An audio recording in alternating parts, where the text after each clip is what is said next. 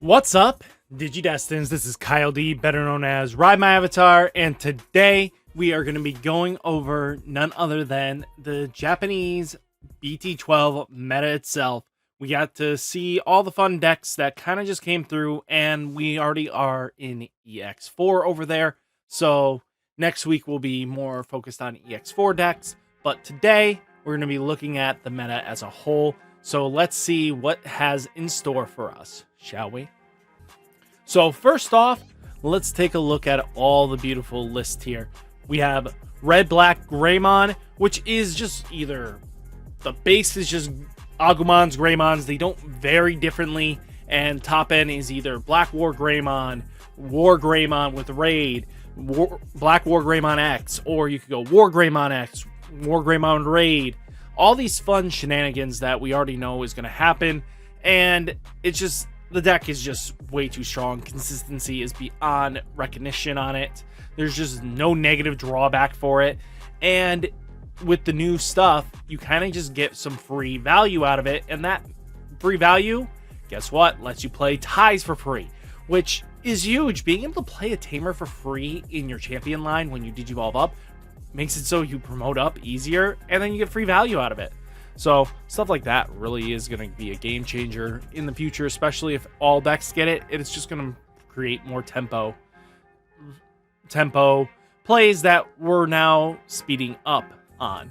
Next, we do have Hunters at second place with 37 decks taking up the slot of the 215 decks that topped over the course of EX BT-12. So stuff like that really is going to be something we need to talk about. And then Red Hybrid is at 22, while Beelzemon X is at 21. To be honest with you, Beelzemon X would have probably dominated more if it wasn't for how late the starter deck came out. That starter deck provided a lot of key pieces that the deck really needed. But once it got it, it skyrocketed up. It went from like 12 to all the way to 21 in one kind of 2 weeks time. That is really impressive, so we'll definitely have to see if that's going to continue forwards. Then Bloom Hydra Quartz is at 16.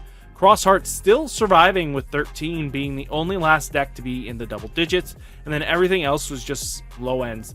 You know, Blue Green Imperial Dramon 6, Grandis at 6, Gallantmon at 5, Maste at 5, Jessmon at 4, Examon at 4, Shine Greymon at 4, Machine Dramon at 4, All Force at 3, Armor Rush at 2, Fall Down Mode at 2, D-Reaper at 1, Russ Tyranno 1, Purple Aggro 1, Metal Garurumon 1, Mega Dramon at 1, Bonds of Friendship at 1, Purple Yellow Control 1, Dark Nightmon 1, Bagra Army 1, Shoutmon DX at 1. Then you have like Greymon, Thorough Brickmon at 1, Eosmon at 1, Malamyotismon coming in, sneaking in at 1.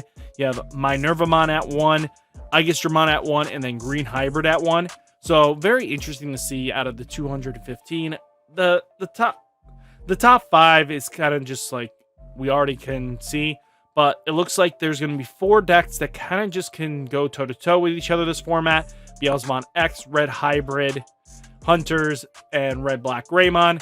Bloom Hydra Quartz can definitely come in and sneak in, and then Crossheart will sneak in as well, I think. So stuff like that is going to be very important. So let's take a look here at just the chart itself. At 20.9% of the meta is the Greymon-centric decks. Then you have Hunters at 17.2, while Red Hybrid is at 10.2. Then Beelzemon X is at 9.8. Bloom Hydra Quartz is at 7.4. Crossheart at 6%. Then everybody else kind of trickles down from there. Nothing too crazy out of that, but kind of can see that Red Black Greymon is the kind of go-to deck of the format, meaning Greymon has had since BT-11 a format of where it's just been the dominant king. So BT-11, you know, then we go into BT-12, and then now even going into here, EX4, we're going to see it be a dominant force as well. So this might lead into some probably hits for us in the future, because they can't just have this go running wild. But the thing I'm worried about is once you remove this deck from the format, Hunters is definitely taking the place, followed by Red Hybrid. And then I think Beelzemon X, while Bloom Quartz is going to sneak up. But if Hunters becomes the dominant deck, these decks kind of get hurt a lot more because we have to play a Tamer down. And with the Arrestedron's ability to put stuff underneath Tamers, you're going to have a lot of problems going in the future. I think it has potential, don't get me wrong, but we'll have to see what'll happen once they hit this deck. Next, let's get into just taking a look at it. As I mentioned before, kind of the decks are very similar. They're using the new BT-12 Agumon because of the search ability, and being able to nab a Tamer tie is really good, especially if you get into this Greymon here, being when Digivolve, if you don't have a card with tie in its name in play, you may play one Tamer card with tie in its name from your hand without paying its memory cost, being able to slam down either one of these tie Kamiyas, the one that gives an extra blocker and DP boost, and then has a 1 memory game when you would Digivolve into a Greymon or Omnimon. Really good there. And then even just taking a look at tie that gives an extra security check that is your memory setter is really important, because let's say you promote early and you don't care if you lose your Digimon. What happens then? Your Greymon just got you a free memory setter, which can be huge if that is timed right. And that applies so much pressure even going forwards. And then just taking a look at the new top end War Greymon with Raid. Raid is so important, being able to redirect to an unsuspended Digimon with the highest DP. And you can just easily trade because you hit magic numbers in this deck. Most of the time you can hit 17 without batting an eye. And if you can hit 17, you kill off most threats. Really powerful. And then even when Digivolving, this Digimon gets plus 3000 DP and reboot until the end opponent's turn. Tie gives it a small boost. And then all turns when this Digimon attack target is switched, unsuspend this Digimon. If you can give it blocker, you get at least 2 block deals out of this, which the tie gives. So now your deck has defensive measures that it normally didn't have. I mean, option removal is tough for this because the only deck that can really just remove it at this point is going to be Chaos Degradation or Arrestedron's effect to put it underneath one of your Tamers. That's the only way you're getting this off the board. Most other removals, as long as you have the X antibody option or you went into Alterius mode here, you have so much protection that it's not even funny. This deck is so powerful now. I wouldn't be surprised if it stays meta dominant for a while. It needs a hit, probably, most likely. And then you have Black War Greymon to kill Tamers on your opponent's side. And then you have X antibody, be able to control board states, especially if they're multi-attacking. So this deck has so much potential, it's not even funny. And then, you know, the next deck we'll talk about is Hunters here. Hunters is using the power of Superior Mode to be able to control by placing one of your opponent's level 3 Digimon under one of your opponent's other Digimon as a bottom Digievolution card, or under one of their Tamers. For each Tamer you have in play with a different color, increase the maximum level of this effect you can choose by 1. So if you have a Royal Flush of colors here, you can remove a 7. You could definitely remove a 7. So just keep that in mind there. And then end of turn, once per turn, if the Digimon has 4 more Digievolution cards, the Digimon can attack without suspending. So this thing can attack twice in the turn, which is really nasty. Applies a lot of pressure that way. But the whole deck just synergizes extremely well because you use like Taiki here, who's going to get you some draw advantage. You use Yu here, that's going to get you some draw and gain a memory out of the deal. And then you do have this one that's going to gain you a memory for you. This one is just very important because as long as the purple card is placed under this Tamer. So we have plenty of purple targets.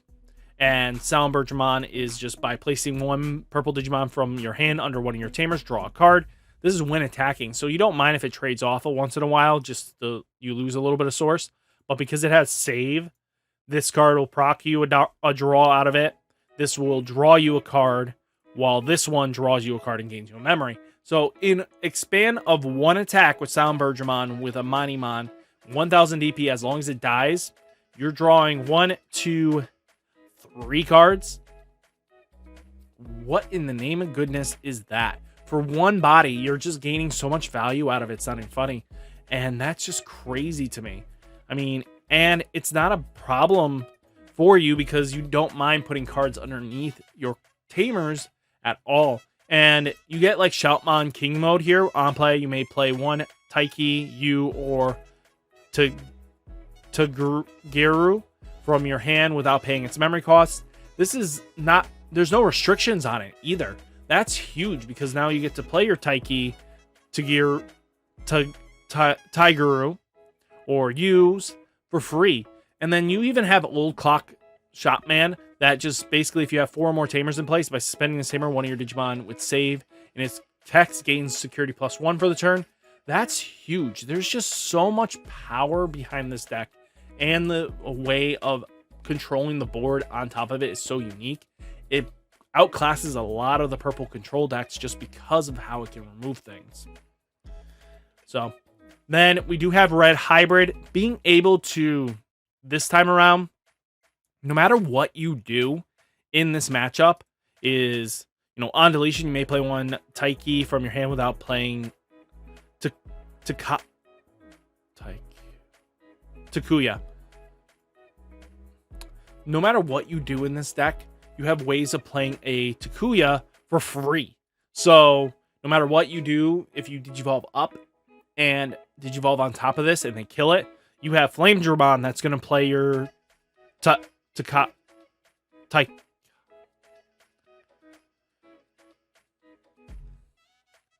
You have Flame Dramon that's going to be able to play your Takuya for free for on deletion. You have Agunimon play one from your hand without paying its memory cost on deletion. You have this one that you may Digivolve. Nope. It is... Where is it? I forget. One adds it to your hand, if I remember correctly. Which one adds it to your hand? Am I missing something? Oh, on deletion, return this Aldermon returns it to your hand. Then you use like Nemon to help. You may play one tamer with an inheritable effect from your hand without paying its memory cost for an on play. And then when one of your Digimon with a tamer in its Digievolution is deleted, you may play one tamer card from your trash without paying its memory cost. This allows combo cycling with the Takuyas so easily that it's not even funny. Being able to apply pressure this way is astronomical. And then you even have Emperor Greymon that gets to, you may play one Takuya from your hand or trash without paying its memory cost if it's deleted. The cyclability of getting your tamers back is gonna be nuts, especially if one's lost and you have one built up and stack and raising built up. You don't care, you bring it out and then you get a free tamer out. There's not enough removal of tamers to constantly deal with this deck's cyclability of getting their tamer back. It's not even funny. And even using the new Yokomon that basically gives you a guaranteed draw, that's just going to help you out in the long game. And Atomic Inferno applies a lot of pressure, and if they have blockers, Emperor Greymon is just going to just deal with it very easily, because if they try to block it, instantly it restands and goes again. What is the difference here? It's going to be very interesting to see what happens in the long game for this. I think it's going to be a game changer in my opinion. And then Beelzemon taking up that Storm lead with the introduction of the starter deck. Because of this card alone, if you have 20 more cards in your trash, this Digimon can Digivolve into a Beelzemon in your trash for a Digievolution cost of 3, ignoring its Digievolution requirements. Really powerful for that 3 cost, keeping it your turn. And when a card is trash from your deck, delete one of your opponent's level 3 Digimon. We don't really care about that, but being able to warp up into any of these Beelzemons that you need really can apply a lot of pressure here. So when this card is trashed from your deck, you may play one Impmon from trash without paying its memory cost. When Digivolving one attack, you may trash up to 2 cards from your deck, then delete one of your opponent's level 3 or lower Digimon for every 10 cards in your trash.